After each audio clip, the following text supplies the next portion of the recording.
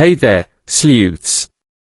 Welcome to the Detective's Den, your one-stop spot for unpacking mysteries, cracking cases, and diving deep into the unknown. I'm your name, and I'll be your guide on this investigative journey. Globe showing Europe, Africa. Now tell me, from which corner of the globe are you tuning in today? Drop your location in the comments below. Let's see just how far our detective network reaches. Chapter 1, An Unsettling Invitation. Hercule Poirot rose with mechanical precision at 7:30 on an overcast summer morning in July. The familiar light of dawn filtered through the gauzy curtains of his Westminster flat, falling upon the immaculate tea service arranged on the low table. Each delicate porcelain cup, porcelain saucer, and slender teaspoon rested in perfect alignment, as though awaiting inspection. Poirot regarded the tableau with satisfaction, his small, almond-shaped eyes glinting beneath his meticulously groomed moustaches. There was a certain poetry in order. To Poirot, disorder of any kind was a thorn in the side of civilization itself. After a modest repast, 2 soft-boiled eggs, just so, toast lightly browned and buttered, and a single teaspoon of marmalade, Poirot turned his attention to his daily ritual, the polishing of his pince-nez. With one hand he held the tiny spectacles by the bridge, with the other he applied a minute dab of spotless cloth, buffing each lens until they were crystalline. "Without my dear little friends," he murmured to himself in French, "I should be as a blind man in a library, surrounded by knowledge, yet unable to see it." The clock chimed 8 just as a discreet rap sounded upon the door. From the hallway came the soft echo of boots on polished floor. Monsieur Clee, Poirot's trusted manservant, appeared with a small brass tray, upon which lay a single ivory envelope, sealed with deep cerise wax. The edges were crisp, the paper, of excellent quality. Poirot took it with a flourish, cut the seal with his penknife, and unfolded the stationery. "Ah, mon Dieu," he exclaimed softly, reading the elegant script. "Monsieur Hercule Poirot, your reputation for solving the most perplexing mysteries precedes you. I beg your understanding of the urgency of my request. Strange and unsettling occurrences have plagued Thornbury Manor since my return last week. Whispers echo through corridors when no one is present, objets d'art vanish and reappear in the most curious places, and a palpable sense of fear grips my household. I entreat you to come at your earliest convenience and restore peace to my home. Yours in hope, Imogen Cartwright." Poirot paused, his lips pursed in thoughtful consideration. Already, the letter conveyed a mystery of unusual complexity, auditory phenomena, inexplicable displacements, intangible dread. "Lecteur," he said to his pince-nez, "these are symptoms, not causes. My little grey cells shall find the root of this malaise." He handed the note back to Clee. "Prepare the motorcar," Poirot instructed. "I travel to the Midlands this afternoon." Clee inclined his head and departed. Poirot returned to his table, picking up his journal to record the particulars. Client, Lady Imogen Cartwright. Location, Thornbury Manor, Cotswolds. Reported disturbances, whispering voices, misplaced or vanished objects, atmosphere of fear. He underlined, whispering voices, knowing that the human ear is easily deceived by suggestion. A keen mind must distinguish between reality and illusion. He noted also the reference to objets d'art. The items must be catalogued, their last known whereabouts established. Methodical enumeration, Poirot always maintained, was the first step to understanding. By 10 o'clock, Monsieur Clee had arranged for the Rolls-Royce to be at the door. The weather, though grey, was dry, ideal for travel. Poirot donned a pale grey suit, carefully knotting his cravat, and settled into the sumptuous leather seat. As the car glided away from London, he gazed through the window at the receding cityscape, the Victoria Embankment, Somerset House, the distant towers of Westminster Abbey. Soon, brick gave way to countryside, rolling fields of barley and wheat, hedgerows thick with blooms, narrow lanes winding through villages of honey-coloured stone. Over lunch at a roadside inn, clear consommé, roast chicken with fine green peas, and a small glass of Beaujolais, Poirot reviewed his knowledge of the Cartwright family. Lady Imogen was renowned for her patronage of hospitals and children's homes. Her husband, Sir Frederick Cartwright, had business interests in London. Their niece, Cecilia, lived at Thornbury when her parents were abroad. The household staff were reputedly loyal, though humbler men and women sometimes harbored resentments, as Poirot knew well. By mid-afternoon, the grand silhouette of Thornbury Manor appeared, a sprawling stone edifice of Georgian elegance, with tall sash windows and ivy trailing up its walls. A courtyard ringed by roses led to an arched entrance, flanked by two weathered stone lions. Poirot stepped from the car, straightened his jacket, and inhaled deeply. The air smelled faintly of damp earth and white roses, mingled with the distant tang of coal smoke from the manor's great chimney. Standing on the patriarchal steps was Lady Imogen herself, slender, dignified, her hair a lustrous silver, eyes rimmed with fatigue yet alight with relief. Sir Frederick, tall and austere, lingered behind her, arms folded, expression guarded. Nearby, Mrs. Fairchild, the housekeeper, hovered discreetly, and Mr. Alden, the butler, held an umbrella in assiduous readiness. Mon cher Monsieur Poirot, Lady Imogen greeted him, her voice as refined as her bearing. Thank you for coming so swiftly. Poirot bowed, offering his gloved hand. Madam, the pleasure is mine. Your letter spoke of terror, n'est-ce pas? We shall silence it. He allowed himself a small, confident smile as they descended into the marble-floored foyer. The interior of Thornbury Manor was both grand and intimate, dark oak panelling carved with florid motifs, Persian carpets of intricate pattern, and paintings of Cartwright ancestors whose eyes seemed to follow visitors. Poirot's gaze flicked from a gilt-framed portrait of a stern gentleman to a display case of porcelain figurines, statuettes that might be moved or broken to create fright. As Lady Imogen led Poirot toward the drawing-room, he allowed his eyes to dart subtly, a slight scuff on the carpet near the hearth, a small dark smudge on the edge of the ornate mantelpiece, the window fastenings all secure save one, a slender latch left slightly ajar. Each detail, however innocuous, was a clue awaiting interpretation. My dear Mr. Poirot, Lady Imogen said gently, the first incident occurred last Thursday. I heard my name whispered outside my bedroom door, yet when I opened it, no one was there. Then, yesterday, I found a porcelain statuette broken at the foot of the grand staircase. Our maid swears she dusted that very niche only hours before. Poirot inclined his head. Tell me the name of your maid. Ella Townsend. She is scrupulously honest and would not wish to deceive. Mademoiselle Townsend will need to be interviewed, of course.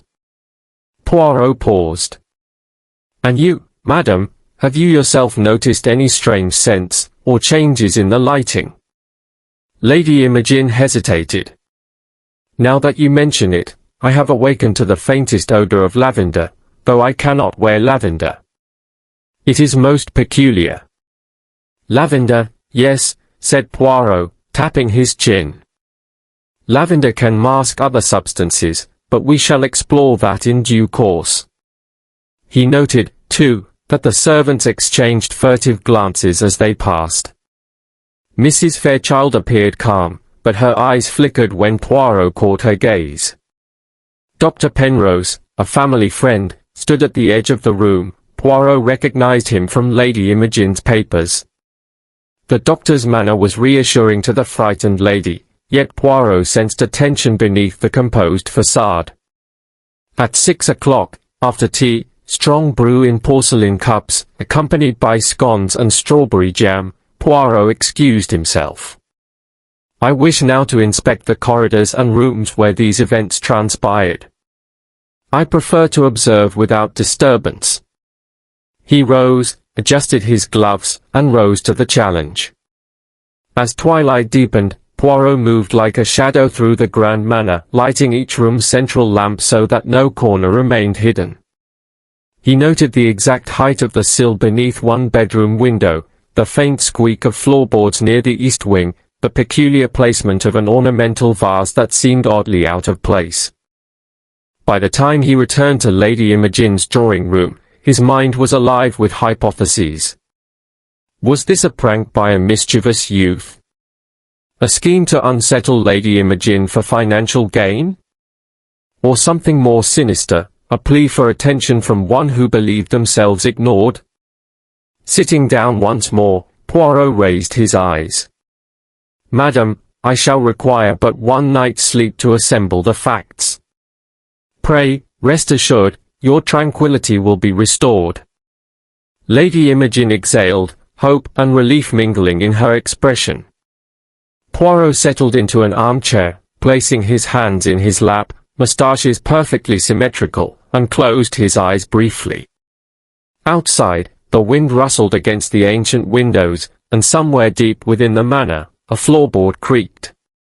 Yet Poirot, confident in the prowess of his little grey cells, was already unravelling the threads of this mystery, one meticulous observation at a time. Chapter 2: The Gathering of Guests. Hercule Poirot stood at the foot of Thornbury Manor's grand staircase, surveying the assembled household with an inscrutable expression. The late afternoon sun filtered through tall mullioned windows in the drawing room, casting long shadows across the carpet. Here, in this elegant but tense chamber, all the key players would meet for the first time, and the first impressions must be recorded with care. Lady Imogen Cartwright occupied a gilded armchair near the fireplace. Her silver hair was swept back into a neat chignon, and her grey eyes, though weary, glowed with a quiet determination. Beside her stood Sir Frederick Cartwright, his posture rigid, his features composed into an unreadable mask. He wore a dark frock coat despite the warm air, as if armour were his second skin. To Poirot's right, Miss Cecilia Cartwright, the niece, perched lightly on the edge of a settee. She was youthful and spirited, her chestnut curls tumbling over a simple summer dress. Though she tried to smile, the tension in her eyes betrayed her unease.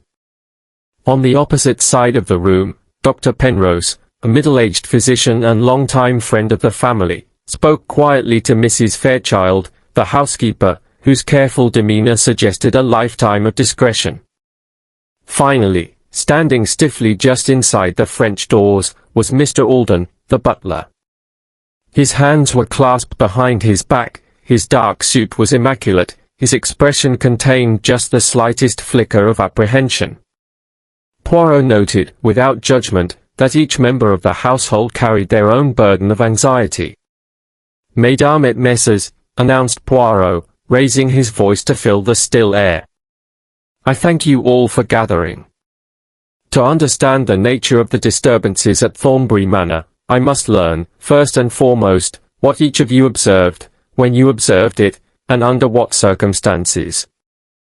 Let us speak, one at a time, without interruption." He turned to Lady Imogen. "Madam, you invited me here. Will you begin by describing what you have experienced?"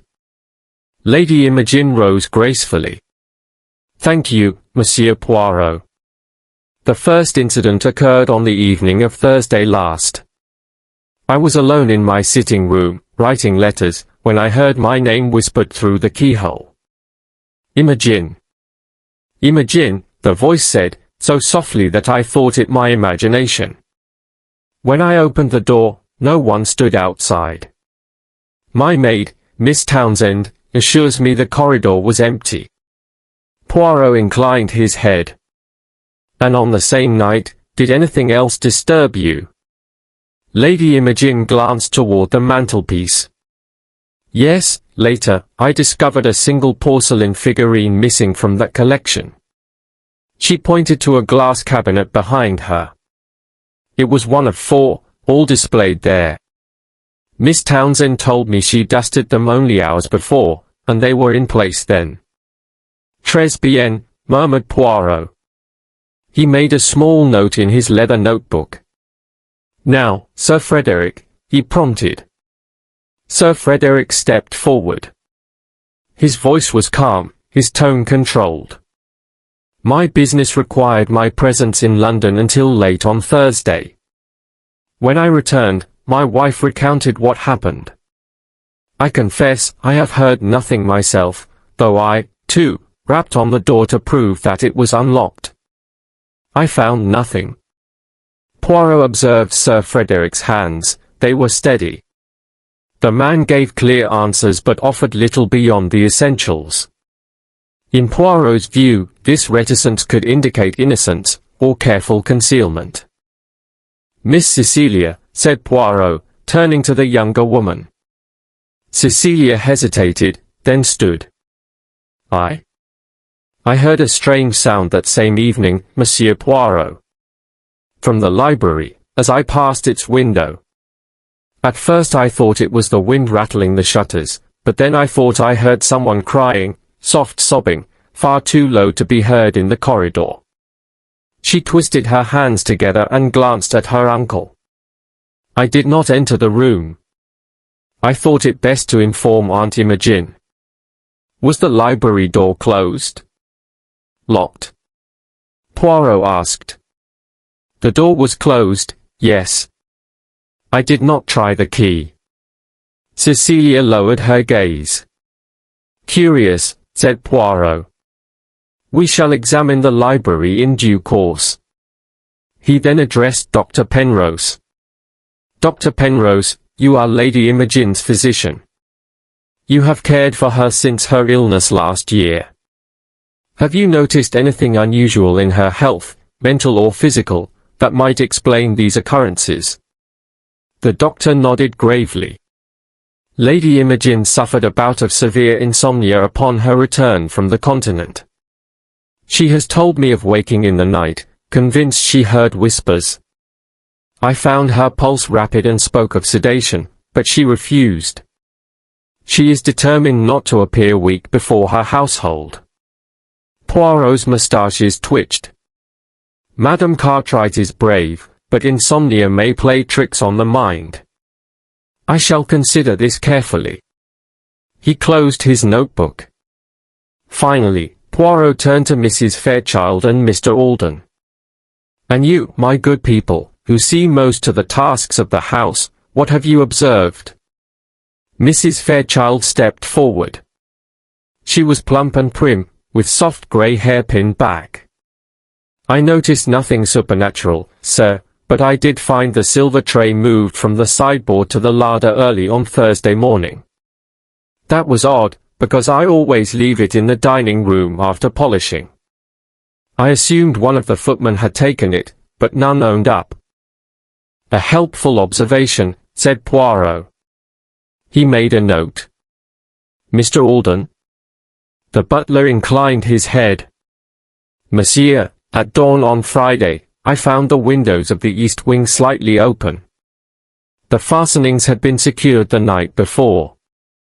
I locked them again and inspected the garden below. I found no footprints save those of the gardener, who was working at 5 o'clock. Poirot pressed his lips together. And the gardener was, he asked. Mr. Jameson. He has been engaged since spring and sleeps in the gatehouse. He reported no visitors. Very good, said Poirot. He closed his notebook with a soft click. I thank you all. Your accounts provide a foundation. But to proceed, I must examine each location mentioned. He led the way out of the drawing room, past the waving tapestries that depicted hunts and feasts of generations gone by. The first stop was Lady Imogen's sitting room. Poirot swept his hand across the doorway as if unveiling a stage. The room was cozy, filled with books, a writing desk, and a small cabinet of porcelain, one figure missing, as Lady Imogen had said.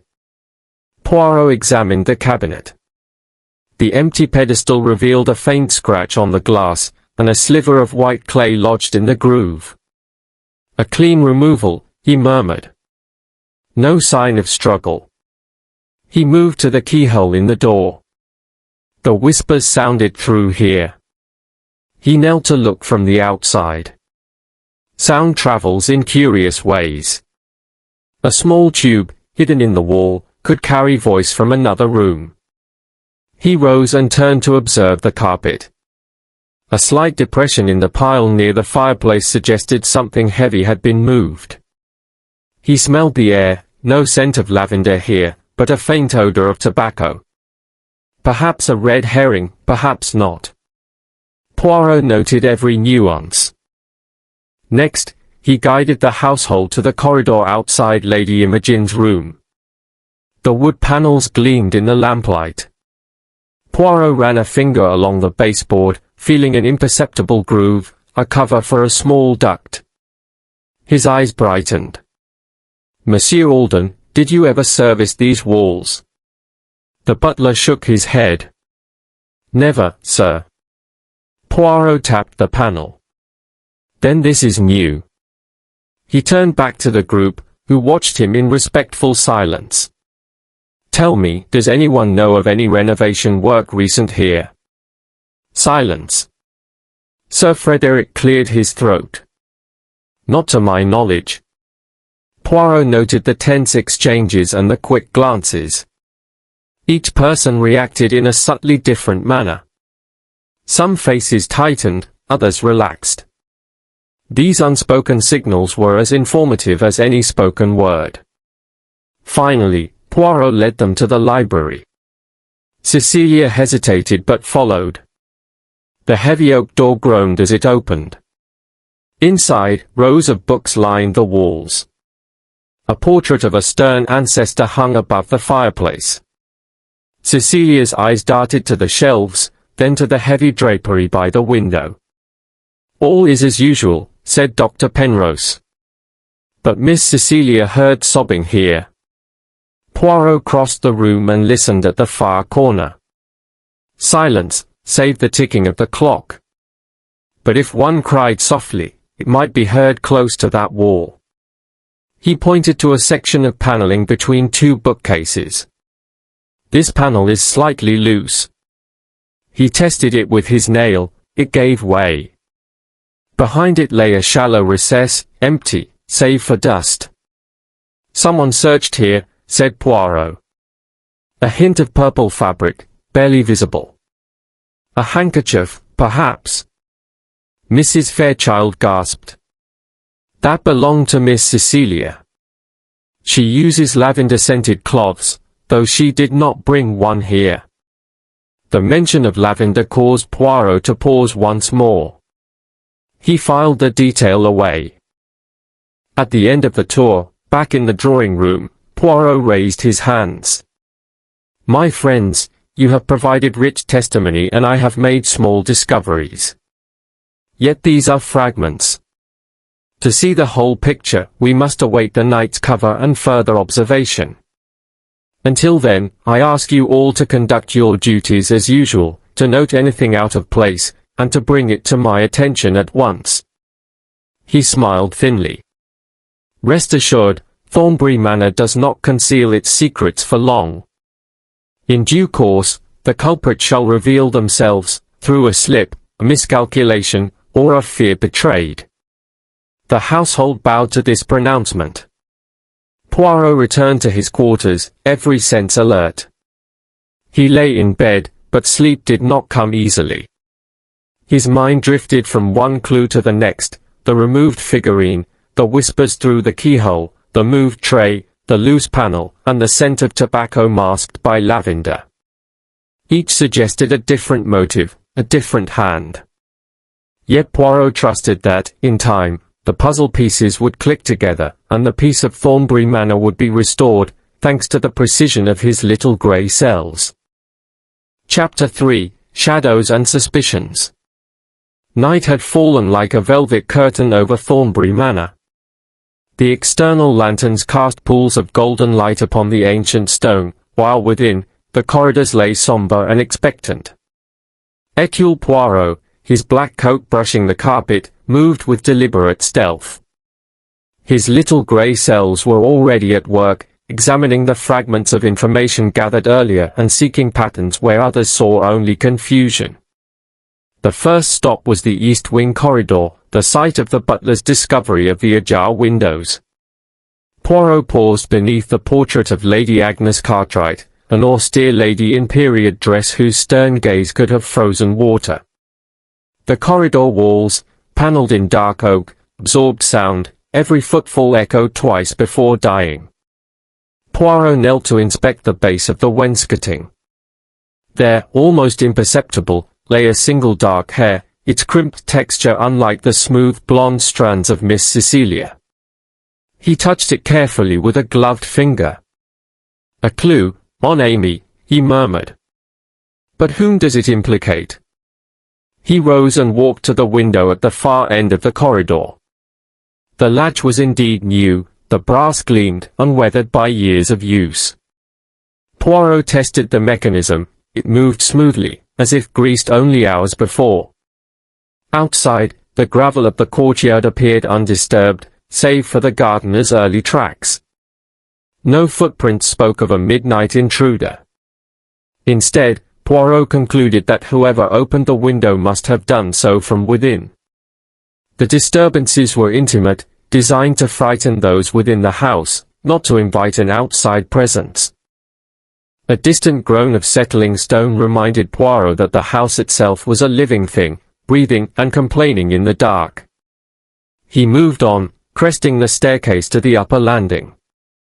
Here, Lady Imogen's sitting room lay to the left. To the right, the corridor led to the library. Poirot paused at the threshold of the sitting room. The air smelled faintly of lavender, stronger than before, yet beneath it lurked another, more elusive scent, the tang of fresh ink. He inhaled deeply. Ink and lavender, why? He entered the room, closing the door silently behind him. The glass cabinet stood empty at one footstep, the polished floor reflected the lamplight.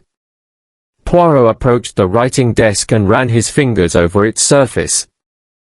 On the blotter lay a fresh wax seal fragment, imprinted with half a monogram. The wax was cerise, the same shade used on Lady Imogen's invitation to Poirot. Who had used it here so recently? He pocketed the fragment, resolved to compare it with the letter's seal. Leaving Lady Imogen's domain, Poirot returned to the landing and proceeded toward the library. As he passed the oak-panelled hallway, a soft whisper drifted through the darkness, so faint he almost dismissed it as his imagination. Yet Poirot, attuned to the subtlest of sounds, stiffened. He pressed his ear to the door of the unused servants' quarters. There, behind layers of wainscot, he heard it again, Imogen, a sibilant breath, scarcely more than wind. Poirot moved swiftly to the panelling beside the servants' door. He tapped gently, listening. The hollow sound in one section gave way, and his gloved hand slid back a panel to reveal a narrow aperture, a speaking tube, cleverly concealed. He traced its brass interior. It wound 3 corridors over, terminating near the hearth in the banquet hall. Ingenious, Poirot whispered. A device to project one's voice unseen. One mystery solved, yet many more awaited. Retracing his steps, Poirot ascended to the second floor, where the bedrooms of the family and guests lay. He paused outside Miss Cecilia's room. Her door was unlocked, as was customary for family members. He entered. The room was small and bright by day, but now the moonlight filtered in through lace curtains. A perfume of lilac lingered in the air. Miss Cecilia favored lilac sachets, not lavender. On the dressing table lay a crumpled handkerchief, embroidered with the letters CE. He picked it up gingerly, a fresh smudge of mud coated one corner. A walk outdoors, no, Miss Cecilia had ventured into the grounds at night, perhaps seeking answers of her own. Another matter to investigate in daylight. Poirot laid the handkerchief on the bed and swept his gaze across the room. He examined the wardrobe. The doors showed no sign of forced entry. The carpet, patterned with pale roses, bore no marks save those of regular use. Yet he noticed one stool beside the windowsill, its legs bore tiny scuffs of white plaster. He ran his finger along the plaster dust high on the windowsill. A hastily repaired hole, he mused. Someone broke through the exterior wall before entering or eavesdropping. He made a mental note to inspect the outer façade in the morning. Exiting Cecilia's chamber, Poirot paused at the door of Lady Imogen's suite. He touched the number discreetly, as if recording it in a ledger. The corridor here was tighter, the carpet threadbare. He advanced to the final room on the landing, the guest suite, where Dr. Penrose stayed. The door was locked. Poirot produced his own key, mastered from the butler, and entered. Inside, Dr. Penrose's case lay open on the desk. Poirot moved to the desk drawers, drawing them out slowly. In the bottom drawer, neatly folded beneath a medical textbook, was a set of letters, unmailed, but addressed to a solicitor in London. Each envelope bore the same cerise wax seal. Poirot's heart quickened. The doctor was forging a will, perhaps. But for whom? He carefully extracted one letter and unfolded it. Its text read, "My dear Mr. Havisham, I must entreat your discretion. Events at Thornbury have left me in dire straits. Should anything befall me, you are to produce this letter to Lady Imogen, refusing to acknowledge the codicil unless my conditions are met." The writing was crisp, imperative. Dr. Penrose sought to maneuver himself into greater favor, perhaps inheritance, perhaps professional primacy. Poirot replaced the letter and closed the drawer, resolving to confront the doctor at dawn. Satisfied that he had gleaned much, Poirot withdrew into the corridor, closing the door with a soft click. The manor felt alive around him, its walls whispering secrets long buried. At the stairhead, he paused to sketch a mental map of the speaking tube, the broken plaster on the exterior wall, the mysterious letters, and the forensic fragment of wax on the blotter. Each thread had its own color, yet he knew they would converge. He descended back to the ground floor, passing through the marble-floored foyer and into the library once more. There he found Mrs. Fairchild, who claimed she was checking the fire before bed. Poirot greeted her gently. "Madam, a moment, est Illinois Vause Plat." He produced the hair he found in the corridor. "Do you recognize this?" Mrs. Fairchild peered at the dark strand. "It is not one of mine. Nor does it match Ella Townsend's fair hair." She shivered. "A maid discovered it, but I wiped it away before reporting, thinking it an insect leg." Poirot nodded. "Observe every detail, however trivial it may seem.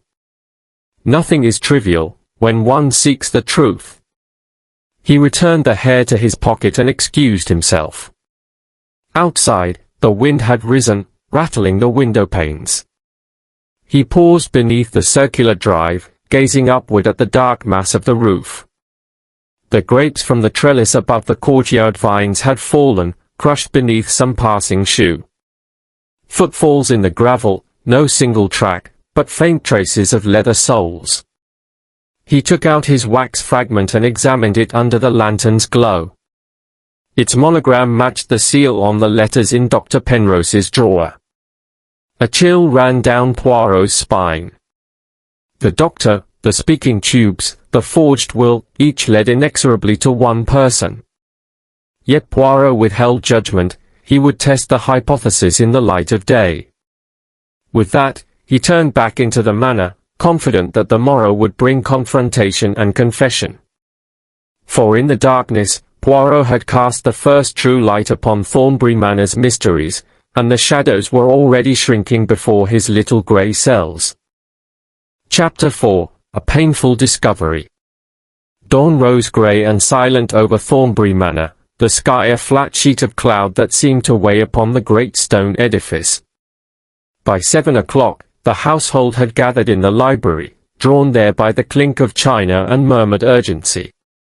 Lady Imogen sat in her high-backed chair, fingers wrapped around a cup of tea. Sir Frederick stood at the window, hands clasped behind his back. Miss Cecilia lingered by the mantelpiece, her eyes rimmed with fatigue. Mrs. Fairchild hovered near the sideboard, and Mr. Alden stood sentinel by the door. All awaited Poirot's appearance.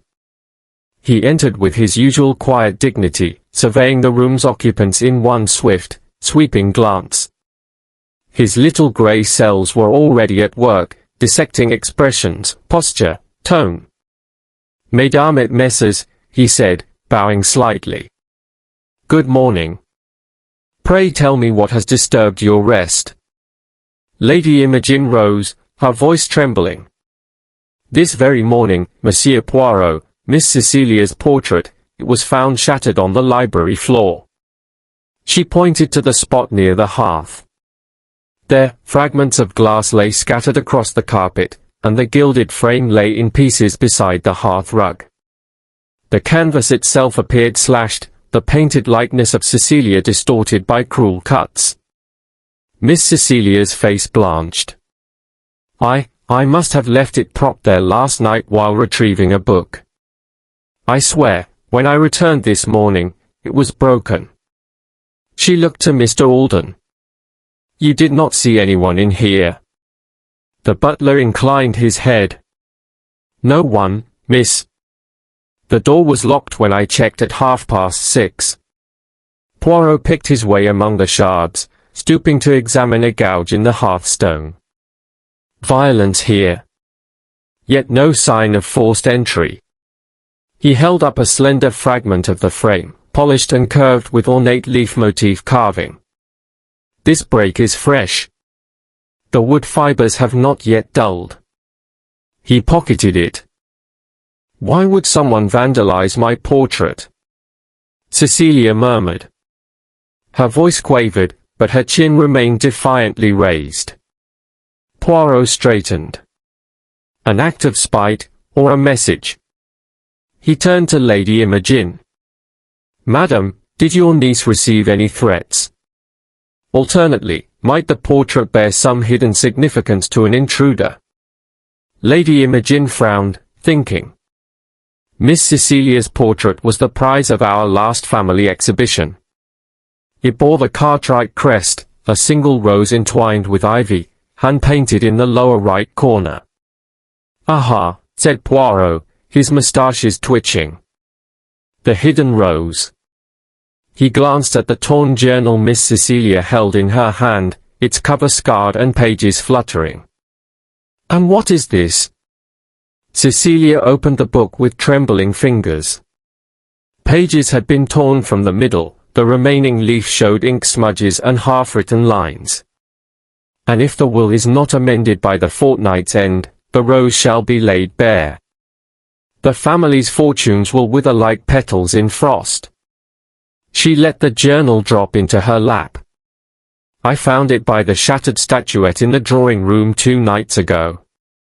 I meant to show it to Aunt Imogen, but then, this happened." Poirot settled into an armchair, steepling his fingers. "Thus we have 2 violent acts, the missing figurine and now this portrait. Both bear the rose."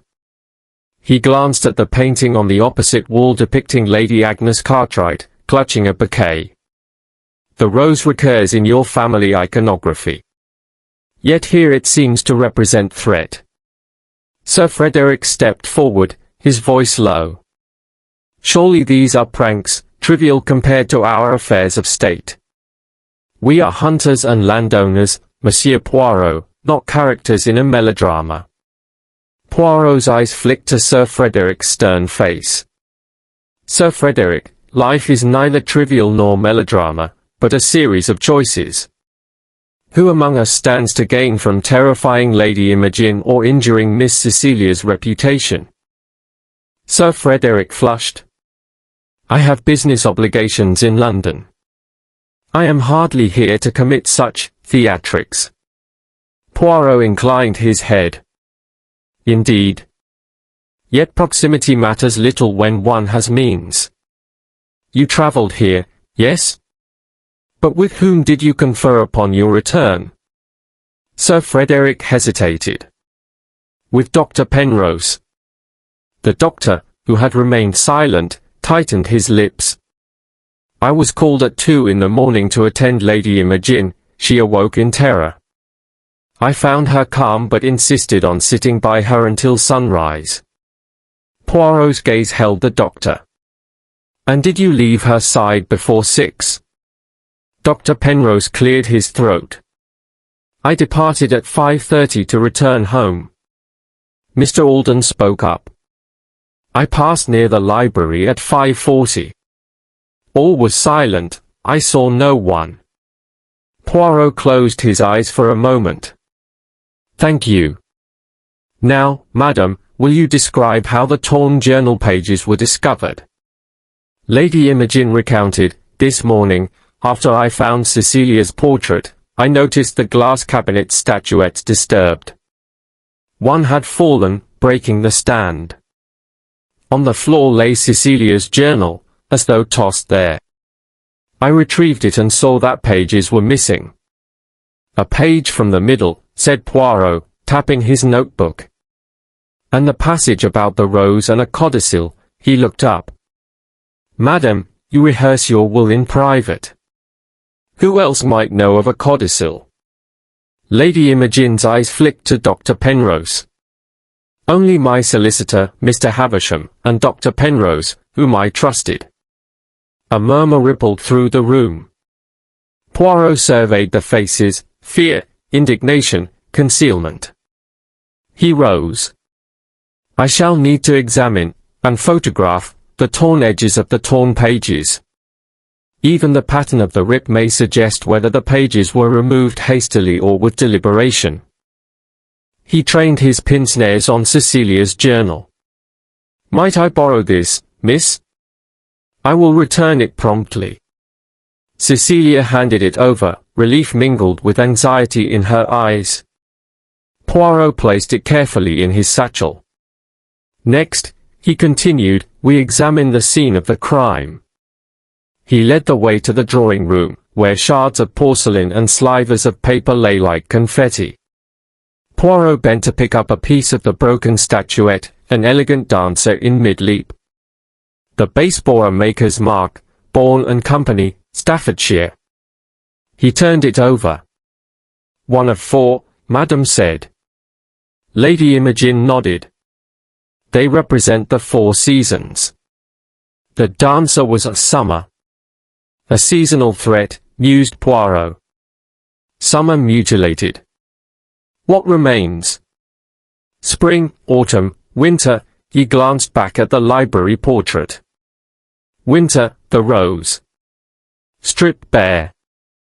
He surveyed the furniture. The low table had been shoved aside, the oriental rug was bunched up. Poirot raised an eyebrow. Violence everywhere, yet no one heard a sound. Mrs. Fairchild, who had followed, pressed her lips together. We hear the Morning Post and the birds, monsieur, nothing as loud as this. Poirot nodded. He circled the room, inspecting the locks on the windows and doors. All secure. Yet he paused at one corner where the paneling appeared slightly misaligned. He pressed a hidden catch, the panel swung open to reveal the mouth of the speaking tube discovered the previous night. Here, he said quietly. The voice was projected through here. He pointed to the cabinet fragments. Afterwards, the perpetrator entered the room the normal way to further their message. Sir Frederick crossed his arms. So someone whispered, then stole my niece's portrait, then broke a statuette, and they did it all from inside the house. Poirot smiled thinly. Precisely. An inside job, designed to frighten and provoke. But to what end? He turned to each in turn. Which of you stands to benefit from sowing fear? Miss Cecilia met his gaze bravely. I have no motive beyond fear for my own safety, monsieur. Dr. Penrose cleared his throat. Nor do I. I counseled Lady Imogen to rest, why would I then terrorize her? Poirot fixed both with his keen eyes. And yet, the forged letters addressed to Mr. Havisham mention a codicil favourable to whom? The writer fails to specify, but the use of the serifs seal implicates the same hand that penned Lady Imogen's invitation. A hush fell. Lady Imogen gasped. My letter, but my seal is known only to my solicitor and to those who manage my household affairs. Poirot leaned forward. And what of Mr. Alden, the butler? You facilitate military dispatches when the house is unoccupied. You possess duplicate keys and know the comings and goings of all. Mr. Alden's jaw tightened, but he said nothing. Poirot raised a hand, forestalling further exchange. I will not accuse without proof. But I see that each of you harbors secrets, some innocuous, some less so. Tonight, I require access to everyone's rooms. I shall search for physical evidence, the missing portrait fragments, the torn pages, the broken statuette pieces, the sealed fragment from the blotter in Lady Imogen's office. These I shall assemble. He placed a reassuring hand on Lady Imogen's arm.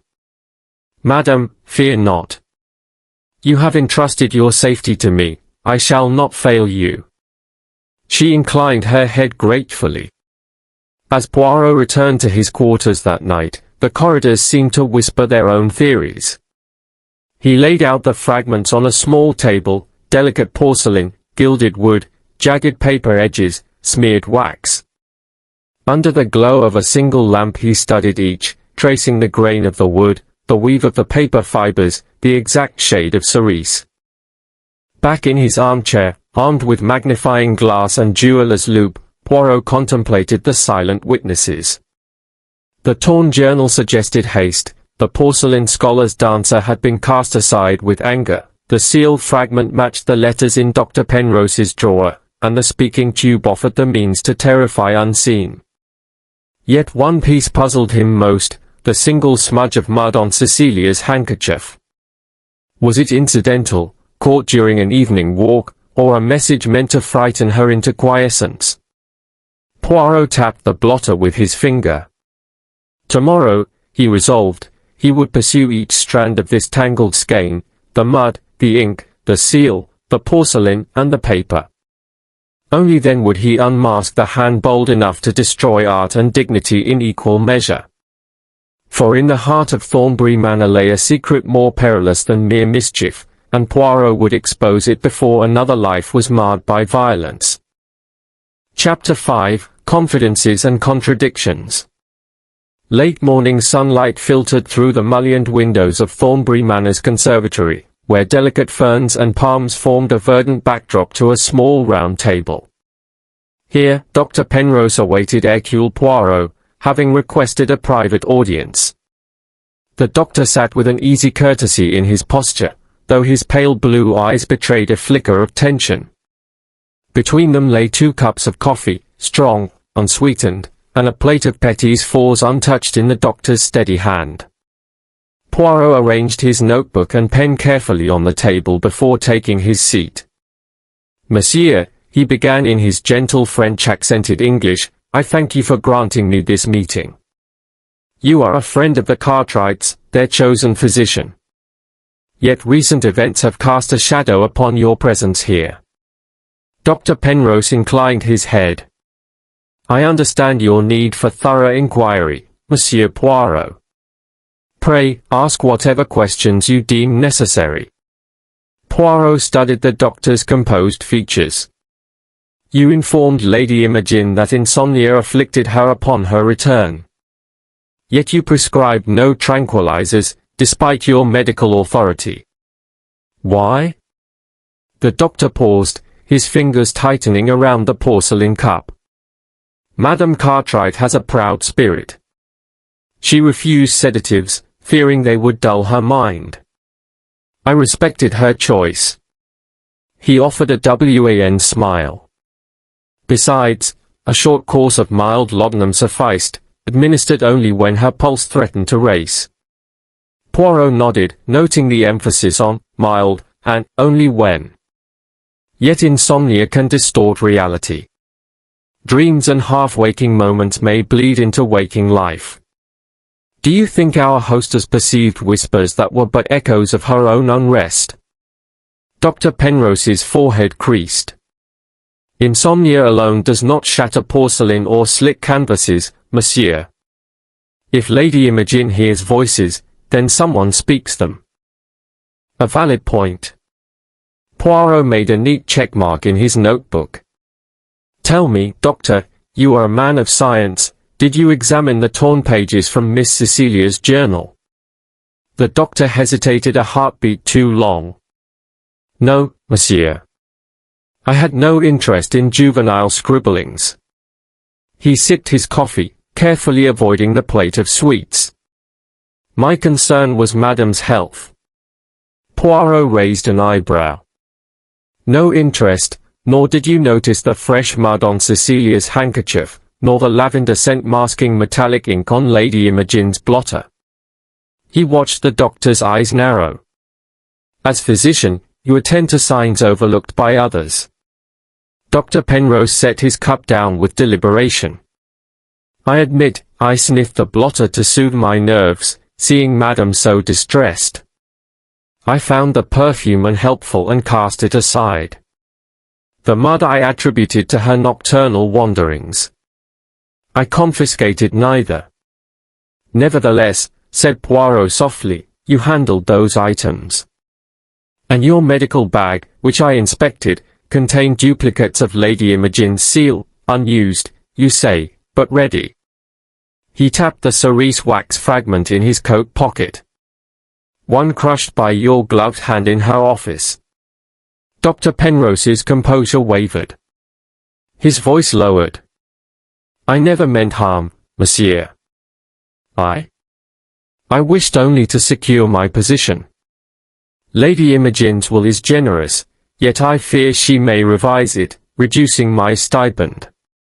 I drafted a codicil, unacknowledged, to restore my favor, should she so decree. Poirot leaned forward. A codicil never presented, a letter never sent. Yet you tossed the drafts among the torn pages to redirect suspicion. You broke the statuette to frighten the household into believing a supernatural force at work, unstable, unpredictable, so that you, the rational doctor, would emerge as savior. Dr. Penrose's hand trembled. It was supposed to be harmless, a prank, to pressure her. But the portrait, he closed his eyes as though recalling a grievous act. I did not mean to cut her likeness. I found the portrait in darkness, heard sobbing, thought it was Cecilia weeping. In panic, I slashed the canvas, hoping to startle whoever cried. Poirot regarded him with measured pity. A crime of passion, then, passion for self-preservation. Yet why choose these symbols? The rose on the portrait, the dancer of summer statuette, why those? Dr. Penrose swallowed hard. The rose is the crest of the family. I thought its destruction symbolic, break the Cartwright heart, and they would turn to me for comfort. The figurine of summer, Madame's favorite season, would suggest the culprit sees intimacy with the family. I intended the hints to point toward a rival of Lady Imogen, someone outside the house. Rival indeed, murmured Poirot. But the speaking tube, discovered behind the paneling, did you fashion that? Dr. Penrose laughed, bitterly. Fashion it? No. It was here when I arrived, installed perhaps by Lord Cartwright in the previous century to transmit commands during grand banquets. I only reopened it. He gestured with a flourish. I concealed my voice within, to seem a spirit. Ladies of quality fear spirits. How good for a doctor to appear between mortal and ethereal realms. Poirot nodded gravely. Clever, but sloppy. You forgot one thing, the gardener's boots would not match your March brooks, and yet your footprints appear by Cecilia's window. He stood. You muddy the handkerchief, but not so well as to mislead the keen eye of investigation. Dr. Penrose rose, defeated. I deserve no mercy, monsieur. I confess I wrought these disturbances. Not to kill, but to coerce, though I now see how foolish and cruel. He turned away, ashamed. Pray forgive my crimes of the night, and see that Lady Imogen suffers no further for my transgressions. Poirot placed a hand on the doctor's shoulder. Doctor, your conscience reproaches you more than any prison cell. But justice must run its course. You will accompany me to Lady Imogen and Sir Frederick. No more illusions. In the drawing-room, Lady Imogen and Sir Frederick sat pale and expectant. At Poirot's entrance, he gestured for them to rise. Dr. Penrose followed, head bowed. Poirot addressed them both. Lady Imogen, Sir Frederick, the disturbances at Thornbury Manor. I have unmasked the culprit. It is your physician, Dr. Penrose. He paused, allowing the words to settle. Motivated by fear of financial insecurity, he sought to frighten you into reinstating a codicil favorable to him. He employed an abandoned speaking tube to project whispers, he shattered the statuette and slashed the portrait to create menace, and he scattered your niece's belongings to mislead suspicion. Lady Imogen gasped, clinging to her cousin's arm. Sir Frederick's face belied faint sorrow. Dr. Penrose stepped forward. I offer my deepest apologies. My actions were driven by fear, not malice. I never wished harm beyond fright. Poirot pressed a handkerchief into Lady Imogen's hand. Fear can be as dangerous as any blade. But thanks to the testimony of Mrs. Fairchild, Mr. Alden, and the courage of Miss Cecilia in permitting her journal to be studied, the truth has emerged. He looked to Cecilia. Ma chère, your calm under distress honored you. Miss Cecilia managed a small smile, eyes brimming. Lady Imogen embraced Poirot, gratitude shining in her gaze. Dr. Penrose was escorted away by the butler for the constable's arrival. His footsteps echoed down the corridor, tragic cadence. Left in the silence of the drawing-room, Poirot arranged his hands. Madam, Sir Frederick, rest assured, no further disturbances shall vex you. The calm shall return to Thornbury Manor. Lady Imogen inclined her head, tears of relief falling. Monsieur Poirot, you have once again brought order to chaos. I know not how to repay you. Poirot's moustaches curled in modest delight. Your satisfaction is reward enough, madam. I require nothing more than the knowledge that all is restored. As he prepared to retire to his quarters, Poirot cast a final glance at the house's oak-panelled walls, now free of shadows. In his little grey cells, he already turned to the final phase, the unpicking of loose ends and the peaceful resolution of the Cartwright legacy. For a detective's work is never done, until every question is answered and every heart eased. Chapter 6, Midnight Intrigue.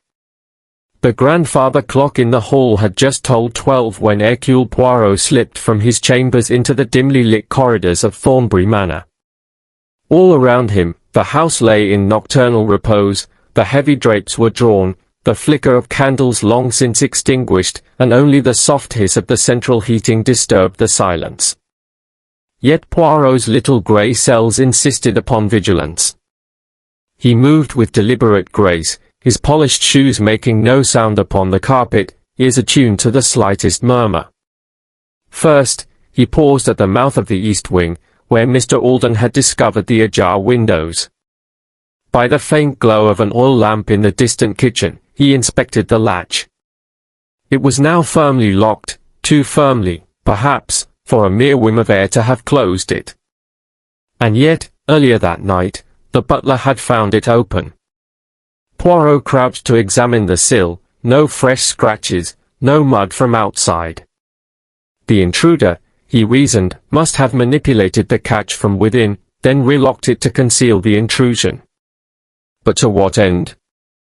Moving on, he ascended the staircase and paused before Lady Imogen's sitting room. Faint traces of lavender still lingered on the doorknob, a deliberate masking, he thought, to hide a more pungent scent. He placed his ear to the keyhole, half expecting to hear voices, but there was only stillness. Gently, he turned the handle and entered. The room was unchanged since afternoon tea, books neatly arranged, the glass-fronted cabinet containing the 3 remaining seasonal statuettes, spring, autumn, and winter, standing like silent sentinels. Poirot closed the door behind him and surveyed each corner. On the writing desk lay a fresh sheet of parchment, blank except for a single line, inked in a trembling hand. The rose conceals the truth. Poirot's moustaches twitched. He bent to smell the writing, no lavender now, but a bitter tang of iron, blood. He pricked his finger on the nib of the fountain pen, only to discover a smear of crimson ink, not blood. A clever ruse. Yet why leave so obvious a clue? He pocketed the paper for later analysis. With silent steps, Poirot retraced his route to the landing. At the servants' corridor, he halted again at the concealed panel housing the speaking tube. The panel's edges bore fine scratches, fresh, shallow. Someone had prized it open that evening. He pressed the panel and it swung inward. The tube's mouth was clear, but higher up, halfway along its length, he noticed a faint smear of pink wax, the same hue as Lady Imogen's seal. Evidently, someone had tried to shut the tube by applying fresh wax linings, hoping to muffle sound. A bungled attempt, for the wax in the tube was too inconsistent to seal the passages. Whoever had done this knew of the tube's existence, and sought to disable it. Poirot restored the panel and proceeded to the library. There, the shards of Cecilia's portrait lay like jagged teeth on the Persian carpet. But at midnight, a lamp still burned atop the desk. He suspected someone had lingered here. He scanned the floor. The torn florist's ribbon Cecilia wore at dinner had caught in the broken frame, still trailing across the floor, sticky with sap. He untangled it carefully and placed it in his pocket. Then he moved to the bookcases and inspected the loose panel Poirot had tested days before. Again, it yielded. Behind it lay a shallow nook, empty, save for a single rose petal, dyed crimson. He collected it on a scrap of tissue, pondering its significance, a tribute, a taunt, or a red herring. A soft click drew his attention. The east door to the hall creaked as though someone had turned the handle. Poirot sprang silently to the threshold and pressed himself flat against the wall. The corridor lay empty. Footsteps had echoed beyond, 2 sets, quickly fading. One was barefoot, the other dressed in soft rubber soles. He had heard these soles somewhere before, the soles of Lady Imogen's slippers, slender and quiet. And the barefoot tread. Cecilia? Or someone bold enough to sneak about unshod? He remained still until the echoes died away, then emerged. He retraced the steps of the unseen visitor, marking where the carpet lay slightly askew. At the corner, a small fragment of autumnal leaf, likely from the conservatory palms, lay stuck in the carpet fibers. He pocketed that, too. By now, the silence had regained its dominion, broken only by the distant hoot of an owl. Poirot paused at the marble-floored entrance hall, gazing up at the portrait of Lady Agnes Cartwright.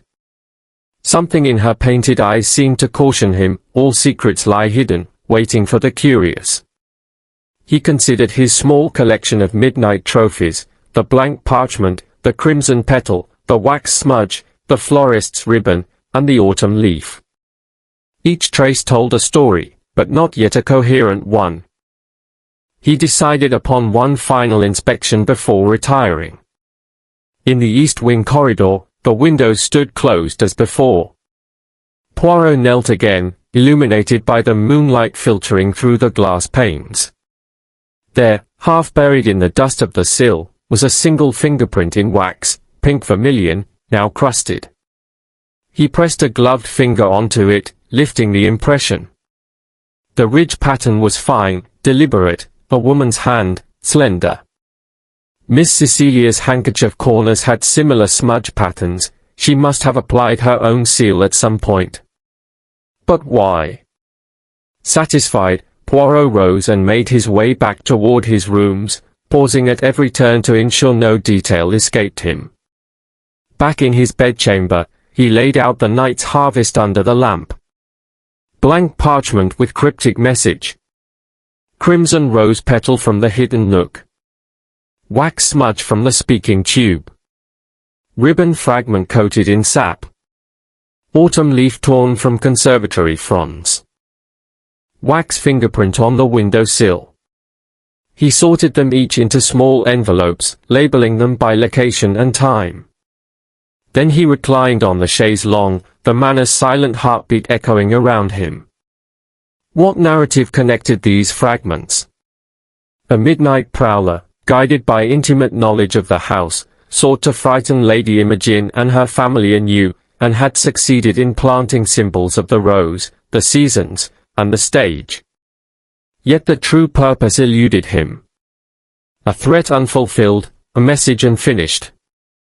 Poirot stroked his moustaches as he considered the possibilities. Message of warning, the rose conceals a deeper secret in the family lineage. Cry for help, someone desperate to reveal a hidden truth veiled by seasonal allegory. Diversion, a trap to draw attention from another crime planned at dawn. Despite his weariness, Poirot's mind danced with potential. He would need to question the household at breakfast, observe their reactions to these midnight revelations, and perhaps stage a small ruse to flush out the culprit. Above all, he must protect Lady Imogen's safety. He extinguished the lamp and lay back, eyelids heavy but thoughts alight. The night had yielded fresh clues and deeper mysteries. Dawn would bring confrontation. Until then, Poirot would rest, his little grey cells preparing to unravel the tangled threads of Thornbury Manor's enigma, and expose the daring heart behind the midnight intrigue. Thus ended another restless night in the service of detection, poised on the cusp of revelation. Chapter 7, The Calm Before the Storm. A brittle stillness settled over Thornbury Manor that afternoon, as though the house itself braced for the coming tempest. Lady Imogen, her sleep finally regained, moved through her morning routine with purposeful calm, yet her fingers trembled at the teacup's handle. Sir Frederick's stern countenance softened only when he sheltered her arm at her side. Miss Cecilia, who should have been in the conservatory filtering sunlight onto her sketchbook, instead prowled the corridors, eyes alert for any sign of duplicity. Hercule Poirot took advantage of this uneasy lull. After a modest breakfast of kippers on toast and a pot of Darjeeling, he summoned the household to the drawing-room at 2 o'clock. The gathering included Lady Imogen and Sir Frederick by the fireplace, Miss Cecilia perched on the chaise longue, Mrs. Fairchild and Mr. Alden flanking the doorway with discreet watchfulness, and Dr. Penrose, under polite restraint, seated by the far window. The air was perfumed with fresh roses from the conservatory, though their scent could not disguise the tension. Miss Amis, Poirot began, smoothing the pages of his notebook, we find ourselves at a pivotal juncture. We have endured whispered messages, broken heirlooms, and nocturnal intrusions. Now, before our final encounter, let us revisit the clues, that we may unmask the culprit without error. He produced 6 small envelopes, each labeled in his precise hand and arranged in a half-circle on the low table. East wing window, midnight fingerprint. Speaking tube wax smudge. Library rose petal. Sitting room parchment. Portrait ribbon fragment. Autumn leaf from conservatory. With each envelope, Poirot invited its discoverer to recall the circumstances. Mr. Alden stood to receive the first. I found the window closed and locked at dawn, he reminded them, yet Monsieur Poirot recovered a wax print upon the sill, too neat to be accidental.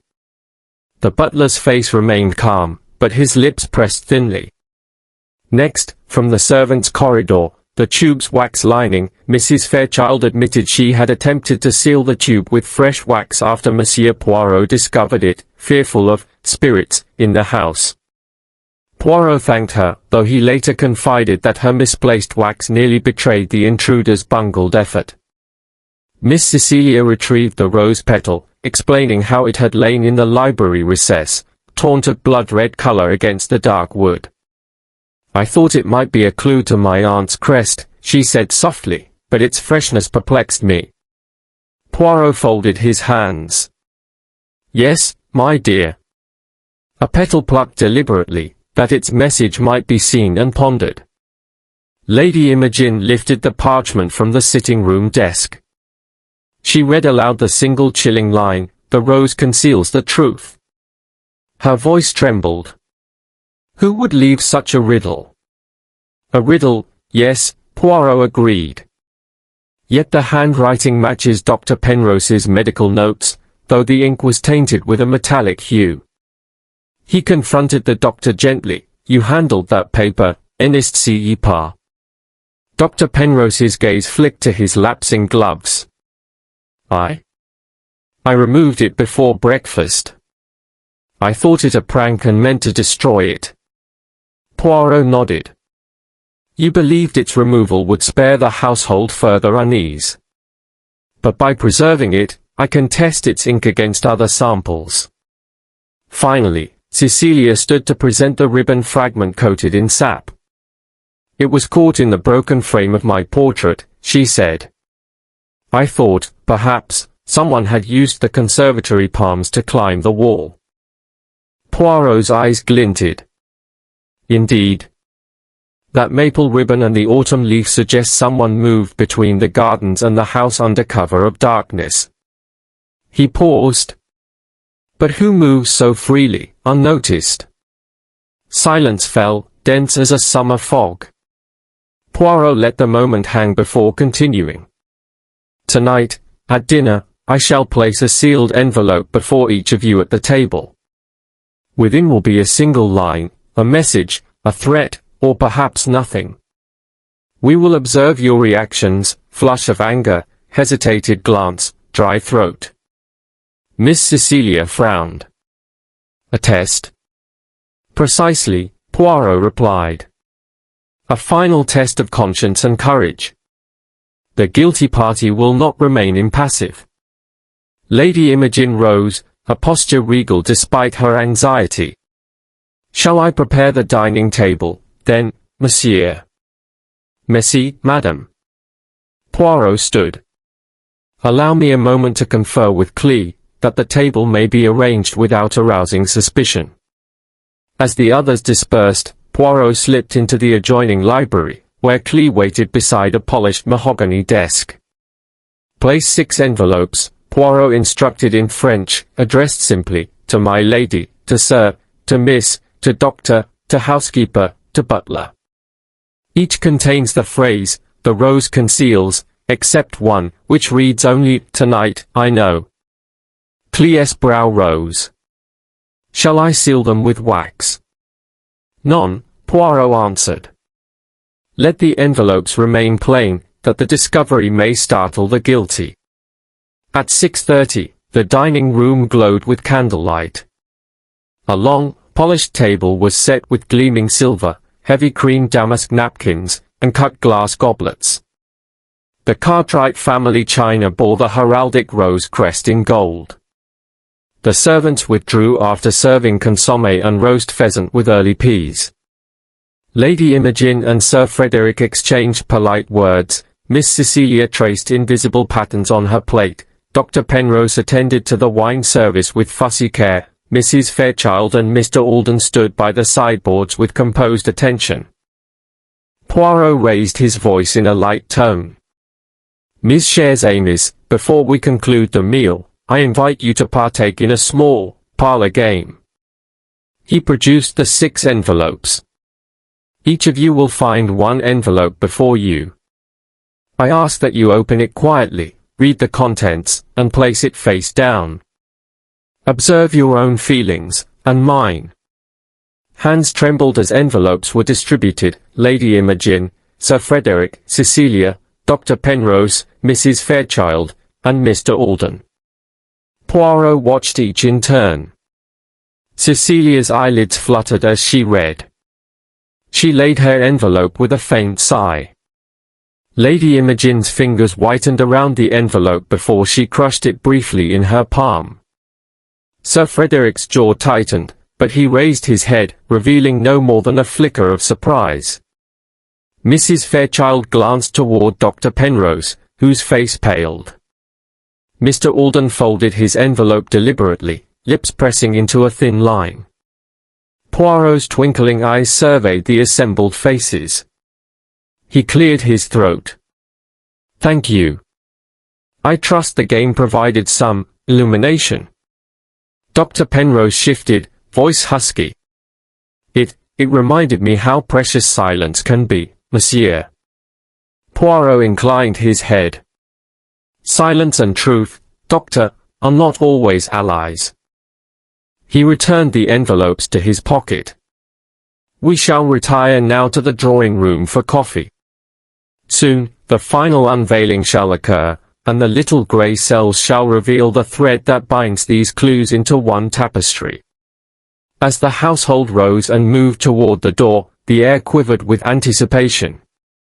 Outside, a distant thunderhead gathered over the Cotswold hills, as if nature herself sensed the storm about to break at Thornbury Manor. Poirot followed them, unruffled, but within his keen mind, every detail was alive, a glance too quick, a hand that shook, a heat behind pale skin. Behind closed doors, he would assemble the puzzle's last pieces. But first, the calm before the storm would pass, and in its place, the culmination of deception, fear, and revelation would unfold. For in this sanctuary of genteel manners, one person's hidden motives would soon be laid bare, and Poirot's remarkable intellect would bring justice to the heart of Thornbury Manor. Chapter 8, Poirot's Final Tableau. Late that evening, the household of Thornbury Manor assembled once more in the great hall. The long oak table was cleared of supper's remnants, its polished surface bare save for 6 taper candles that flickered in the draught. The portraits of Cartwright ancestors loomed on the wall, their painted eyes following the living with inscrutable gaze. At the head of the table stood Hercule Poirot, hands clasped behind his back, moustaches perfectly waxed.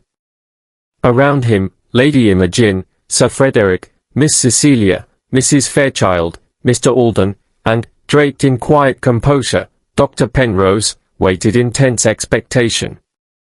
"Miss Amos," began Poirot, in his most graceful tone, "we have shared 7 days of perplexity, stolen whispers, broken heirlooms, cryptic notes, even a secret tube through which phantom voices spoke. Tonight, the veil lifts. The truth shall be revealed." He gestured to the hearth's shadowed recesses. A servant placed upon the table 6 items, each set before the person Poirot indicated.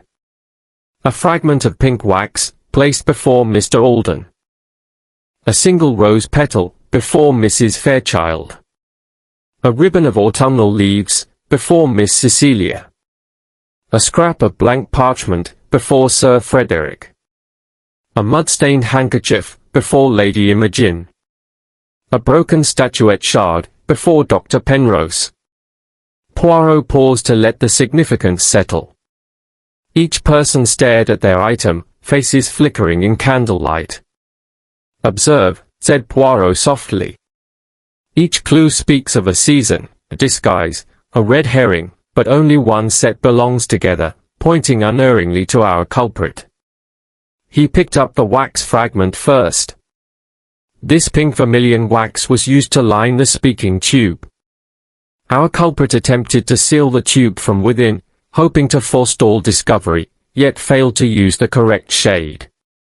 The only person in the house with access to Lady Imogen's private seal was Dr. Penrose. He laid the wax aside. Next, he lifted the rose petal.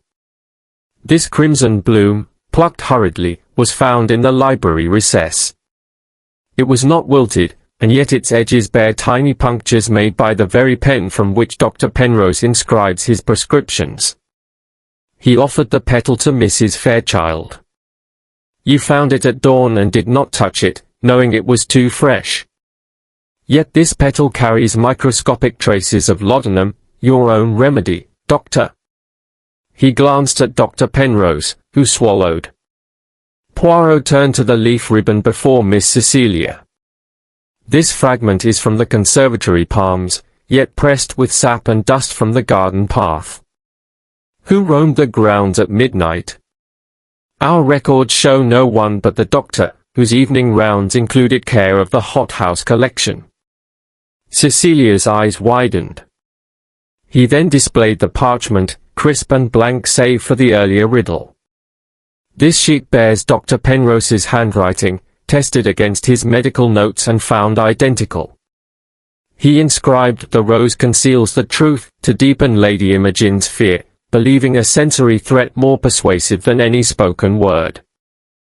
Sir Frederick frowned. But why a riddle? Why not speak plainly? Poirot allowed a faint smile. Because a riddle engages the imagination, makes the mind complicit. A frightening whisper speaks, a riddle compels the victim to solve, and in the meantime, to worry. He turned to Lady Imogen's handkerchief, stained with mud. This belonged to Miss Cecilia, caught in the archives 2 nights ago. Lady Imogen, you discovered it and assumed someone outside the household had walked the corridors. In fact, the doctor smeared a small amount of garden mud upon it, to implicate your niece. Lady Imogen gasped, glancing at Cecilia. Finally, Poirot held the broken statuette shard. This is the foot of the summer dancer, smashed in the drawing room. The swing of the blow matches the arc of Dr. Penrose's arm, as demonstrated during his medical casework, tested by Mrs. Fairchild when she handled his tunic. He believed that violence would be blamed upon spirits, and that he, the rational physician, would then emerge as savior. He paused, letting the candles gutter. Then he lowered his voice to utter gravity. Doctor, you sought to frighten Lady Imogen into reinstating the codicil that would restore your stipend, fearing the loss of income more than the harm you caused. You whispered through the speaking tube, shattered art and portrait, planted false clues, and even risked the well-being of this dear family for your own comfort. Dr. Penrose's shoulders slumped. He stepped forward, voice barely above a whisper. It was a foolish, desperate act. I thought no harm would come. I persuaded myself it was merely a warning. Lady Imogen rose, and clenched around her chair. A warning that left us terrified each night. Poirot inclined his head. Just so. And yet no one suspected the kindly doctor, for he cared for you each day, masking his guilt with compassion. But his little grey cells betrayed him. He took off his pince-nez and polished them slowly. And so, mon ami, the game is up. Dr. Penrose bowed his head. I accept responsibility, and I beg Lady Imogen's forgiveness. Sir Frederick moved to support his wife. Cecilia stepped forward, eyes bright with unshed tears. Mrs. Fairchild and Mr. Alden exchanged glances of relief that order would soon return. Poirot replaced his spectacles. My task here is done.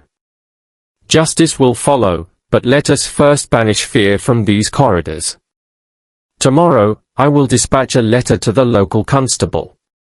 Tonight, we restore peace to Thornbury Manor. He smiled, the candles reflecting in his bright eyes. Madam, sir, I trust you have regained confidence in your own home. Lady Imogen curtsied, tears of relief shining. Monsieur Poirot, you have brought light to our darkest hour. How can we ever thank you? He bowed elegantly. Your gratitude is the only reward I seek. Peace restored is reward enough for these little grey cells. As the household dispersed, some to bed, others to sip restorative tea in the drawing-room, Poirot lingered for a moment beneath the gaze of Lady Agnes on the wall.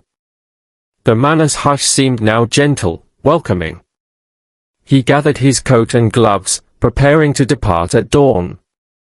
Outside, the night air was cool and clear.